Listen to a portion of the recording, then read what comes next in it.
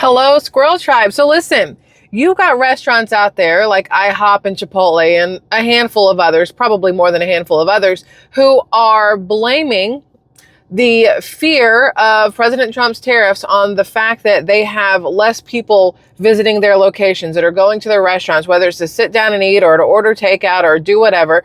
They are blaming the fear of tariffs on why they are having fewer foot traffic people, right? And I think that's very interesting because they're saying now that there were 1 billion, capital B, my dudes, 1 billion fewer meals purchased between January and March of this year. What's interesting to me when they say this, because they're not going to put this part in the article of the New York Post, but what's interesting is that between January and beginning of January and end of March, yes, President Trump talked about tariffs between Canada and Mexico and the EU. And, he put forth some tariffs, but then a lot of those were paused.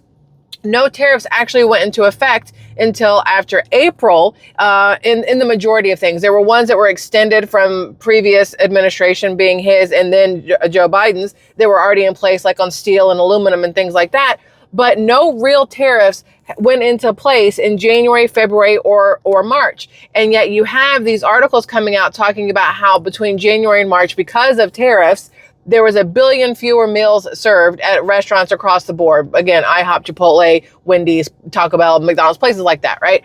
And I think it's very interesting that they want to blame the lack of consumers on tariffs when we both know, and I know, that that might have something to do with it. But generally speaking, there's a lot more to it than just people being worried about tariffs. And I want to read you guys part of this article that I came across that I think is very, very interesting. And it says here, this is from New York Post, right? It says, restaurants from IHOP to Chipotle, blah, blah, sound alarm over tariffs, spooking customers into staying home.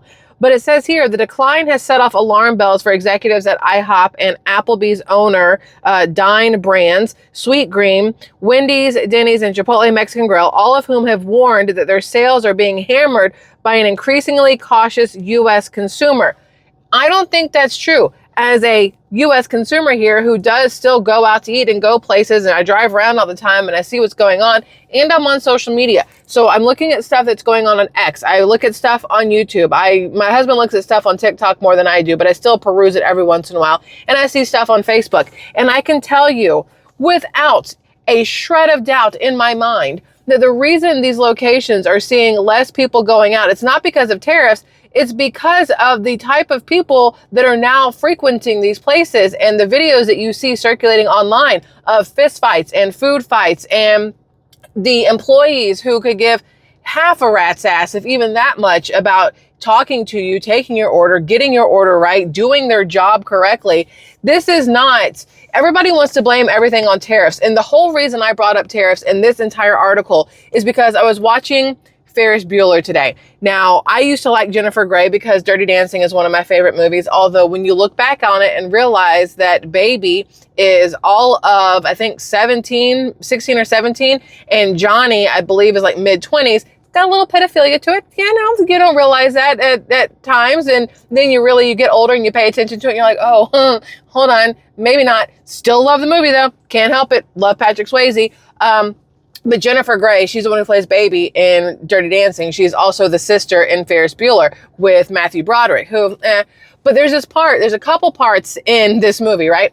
So I'm watching the movie, and if you've never seen it, spoiler alerts, I guess, but if you have seen it, you'll know exactly what I'm talking about. When they take Cameron's dad's car to the valet guy to, park it in the garage so they can go hop on some floats and go to baseball games and do all this other stuff, they drop the car off, and he asked the guy, the attending, who looks, I don't know what he looks like. I'm not even gonna lie. I can't tell if he's Hispanic, Middle Eastern. I have no clue what's going on there. But Ferris Bueller, Matthew Broderick's character, Ferris Bueller, says to the guy, "Do you speak English?" And the guy goes, "What country do you think I live in?" At which point Ferris Bueller looks at the camera like, And this is a movie from the 80s, right? So even then, they knew that there were a lot of people coming into this country who did not speak English, but based off the look that Ferris Bueller gave, that I thought was absolutely hilarious. But the part in the beginning of the movie, y'all, when the teacher, the guy who used to do those red eye commercials, the clean and clear? No, what was what was the drops, the eye drops? It used to be the guy who does the Bueller. He used to do the commercials for the drops for your eyes to take the red out, but I can't remember the name of it. But either way, he's talking, he's in class. And again, some of y'all may remember this. He's talking in class and he says something that I have never, ever in my entire life paid attention to before. But today he said, blah, blah, blah, blah, blah, tariffs, blah, blah, blah, blah, blah. And my brain said, what? Huh? What? Like my ears perked up because I heard the word tariffs. And that's been such a huge talking point for everybody and their mama since before President Trump got into office, which also, side note, I Googled, because, you know, I do that sometimes. I Googled what is going on with President Trump's tariffs. And it says the Google AI, whatever, overview. It's an AI overview comes back and it says former President Trump has enacted tariffs in 2025. I'm sorry. We had this same issue with Grok, if you guys don't remember, a couple weeks ago, where it said former President Trump. And I'm like, you do know he is the current president, but a lot of these things continue to call him former President Trump. And that's really starting to weird me out and bother me because I want to know why. Who was there putting in the information that then these AI bots are reading saying former President Trump when he is the current president? But this here, so the Bueller teacher guy, he says tariffs. He talks about Holly Smoot, or however you say it, tariff. And I had never heard of it before. I went to public school, so that may have a lot to do with everything in my life, but I went to school and I never ever heard them talk about this. So the first thing I did was, what the hell is a Holly-Smoot tariff, right? So it says here, the Smoot-Hawley Tariff Act, signed into law by President Herbert Hoover in 1930, was intended to protect American farmers and businesses by raising import duties. However, the effects were far-reaching and largely negative, both domestically and internationally. So then it gives you like this breakdown of all these key things. And it says the global trade war, the act's punitive tariffs on over 20,000 imported items led to a tit-for-tat response from other nations, which sounds real familiar, 2025, right? Including major trading partners like Canada, France, and Spain, which impose their own tariffs on American goods. You recognize who's not in there. Mexico's not in there, which was interesting, and China's not in there in the 1930s in this whole situation, right? But it says the global trade war resulted in a dramatic decline in international commerce, shrinking by 65% between 1929 and 1934. U.S. imports from and exports to Europe fell by 2/3 during this period, which may be, and this is me speaking out of ignorance, so correct me if I'm wrong, but the way my thought process works, this is my assuming how this happened, that during the Great Depression, if we were importing and exporting mostly between Europe and Canada and places like that, and then all of this stuff happened, is that when we said, okay, well, I guess Europe and we're not going to get along. And then we started importing and exporting more with China and then more with Mexico. Is that what shifted the path of imports and exports, where we focus so much on other countries now besides the ones we did in the 30s? Just a thought there. But it says here, the reduction in trade impacted industries dependent on exports and imports, leading to decreased output and job losses, which is what, you have IHOP and Chipotle and them saying it's because of these tariffs that maybe they're not getting enough stuff in, or stuff isn't going out, or because of the cost of things. That's why they're having, to lay people off, and the people coming in and eating food and stuff has decreased. But again, it's not the tariffs. It's definitely not the tariffs. But according to this, the overall economic slowdown led to a decline in stock prices and contributed to bank failures, particularly in agricultural areas, and the art created a significant trade deficit for the U.S. by 1933. And so a lot of people are looking at the trade things going on now with President Trump and saying how it's detrimental to our country, but he had the same trades going in his first term, 2016, 2020, he had the same trades going. And then when President Biden came in, he didn't go through and nix any of those tariffs or anything else. So between 20 and 2024, there was a lot of the same trade tariffs in place that President Trump had put in there. And again, I've said it before, if they were so bad, Joe Biden would have either gotten rid of them or called him out for it. But now when you have President Trump in trying to add to those trade tariffs, it's because you can see from when he was in office the first time that it did actually help our economy. We had a great economy when Trump was in the first time. A lot of people had a great time with great time sounds stupid, but they were able to afford more of life, right? And so you look now, and if you try to just Google information on the tariffs, the trade deals right now with President Trump and how it's impacted the economy, it will not give you any factual information, just the AI portion, which I find very, very interesting, which is why we're having this conversation. I find it very interesting because I said, give me the facts of the current trade tariff situation under President Trump in 2025. Give me the facts. And it couldn't. It would not tell me how much money has been brought in due to these trade tariff taxes or whatever. It will not tell me anything like that. And I think that that is a red flag on why so many people think that everything that's going on right now is absolutely awful. Because when you're trying to find information, the facts, the truth, the whatever, the places you're told to go to look for it aren't giving it to you. They're giving you kind of this synopsis, what ifs, like it could be this way, it could be that way. And it's like, but you have the actual information. You have the numbers. So why are you giving me the could be what ifs when you could say the Trump tariffs in 2025 have brought in, $23 billion in tariff import taxes or whatever, however you phrase that, and show it as the good thing that it technically is. It doesn't do that. And I think that's absolutely crazy. So then when I see this article, y'all have met my brain and how it works. It all to me ties together. So when I see this article, it's getting dark in here. That's better. When I see this article talking about IHOP and Chipotle and them blaming the tariffs on the low foot traffic and the people not coming in as much, I'm like, that might be the smallest iota reason of it. But you have to realize that a lot of people over the past few years in general have changed the way they do things because of the shutdown, lockdown, whatever downs you want to call it. And it's a lot of people have not really bounced back from that. I still see people walking around by themselves with a mask on, whatever, you do you, boo. Driving around in your car by yourself with a mask on, you do you, boo. And all these different things, who don't like to go into locations, who order takeout or DoorDash or Uber Eats or whatever else.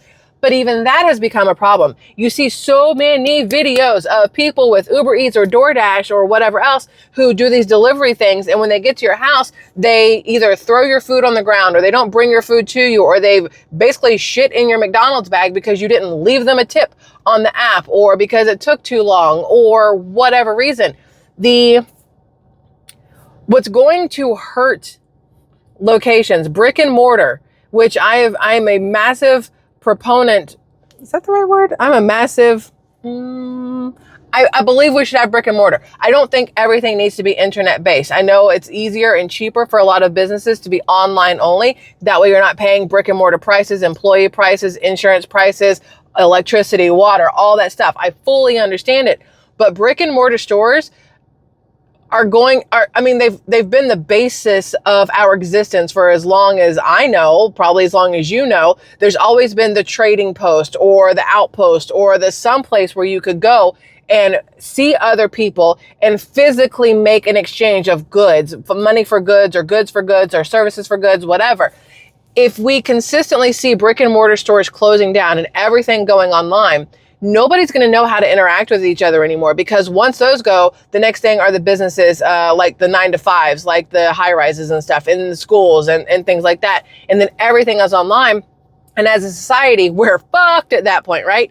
But when I see these restaurants complaining about the tariffs and saying that that's the reason people aren't going into their places anymore, it's like, well, no, they might have something to do with it, but a lot of it is because of what happened during the Biden administration. The cost of everything jumping up through the roof with inflation, whether it's the cost of the building itself, the cost of electricity, the cost of your water bill, the cost of employees, the cost of insurance that you're then adding on top of the cost of the food, and then sending that out to your customers. So that meal that 5 years ago was $5, now today is $25. It's the same damn food in the same friggin' location. It's just 5 times more expensive.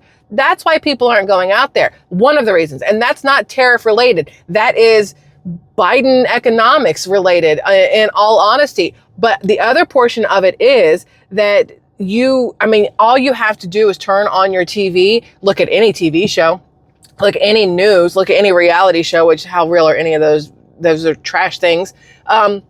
Jump on any social media site and you will see the fatigue. And I'm not saying black fatigue. I'm so tired of that one, but I mean, that is what's being pushed right now, but just fatigue in general of you can't go out without somebody fighting here, somebody shooting here, somebody stabbing here, somebody ramming a car through here. The employees that don't give half a shit and so treat you like trash and like you're taking up their time when you need them to do their job. That's what's doing it. It's not the money at the end of the day. I feel like if you, IHOP, Chipotle, whoever, let's go Chipotle because I've dealt with Chipotle personally. I feel like if you go into a Chipotle that is clean, number one, good luck on that. 2, has great service, good luck on that. 3, has all of the things ingredient wise there, good luck on that. You're willing to go in there and spend $12 for a chicken bowl if they're giving you the correct portions, if it's all clean and everybody's nice and you can sit down and eat, it's worth the $12. The problem is when you go and you get in there, you open the door, all the tables are dirty. People that work there are bitching and fighting in the back. Nobody wants to talk to the customer. They give you barely anything in your bowl. When you ask for the right amount, a whole scoop of chicken, they look at you like you've done something wrong and then tell you it'll be extra. That is why people won't go out and spend $12 for a meal because you're not getting the experience you used to get. You're not getting what you should be getting for the money that you are spending. It's not like you're going out there because you can't find some place else to eat or you can't make it at home or any of those other kind of things. A lot of people go out to eat for the experience. 1, to not have to cook and wash the dishes and do whatever. 2, just to have a different view, a different ambiance, different whatever. And sometimes just to go be able to talk to people, like get out and face to face with somebody else. But when you consistently do that and it's like you get kicked every single time because of either how you're treated or the lack of professionalism or the lack of product or you know what I mean? All of that works together to make it so that you're going to go out 1 billion less times to go to these places. And it's not a tariffs thing. But of course, that's what they want to say. They always want to make it about the money. And sometimes it is. But I think right now, for a lot of people, it's more about the experience of living life outside of your home. Outside of your home, who knows what's going to happen? In your home, at least you know what's going to happen 99.9% of the time. You know what to expect within the 4 walls of your home, right? You don't know what to expect the second you walk out that door. You have no idea if there's going to be a road rage moment, if somebody's going to lose their shit in a restaurant, if somebody's going to shoot something up. Like you just don't know. And I feel like that has more to do with the lack of meals or whatever else out than the tariffs. So that's that. Listen, my phone is overheating. I got this new thing, so it's up in the window and it's getting a little hot. So I will make that a very short video. Hey, 18 minutes, y'all. That's pretty good for me. Y'all know that's pretty good for me. Either way, I love you immensely. I'll try to do another one later once my phone cools off because I can guarantee you, yeah, that got a little toasty. But I love y'all and I'd love to know your thoughts on everything there, tariff related, restaurant related, if you think that they're right or if you I just want to know your thoughts because I love it when we have these conversations in the comments for the community. So, Squirrel Tribe, I love you and I'll see you later. Bye-bye.